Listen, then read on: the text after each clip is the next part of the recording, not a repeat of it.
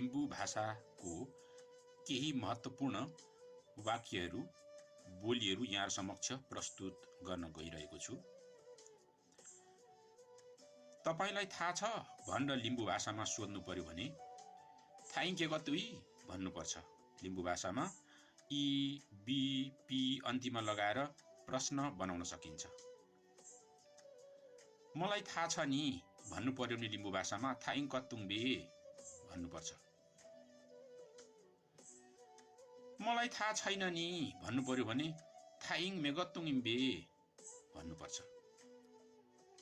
त्यसो हो भनेर सोध्नु पर्यो भने लिम्बू भाषामा हेकेबी अथवा हेकेई भन्नुपर्छ। त्यसो हो नि भनेर भन्नु पर्यो भने लिम्बू भाषामा हेकेस बा भन्नुपर्छ। यसको उत्तर के हो भनेर लिम्बू भाषामा सोध्नु पर्यो भने कल्ले नोग थेबे भन्नुपर्छ। मलाई भन्नुहोस् भनेर लिम्बू भाषामा भन्नु पर्यो भने मेताङ्गे भन्नुपर्छ।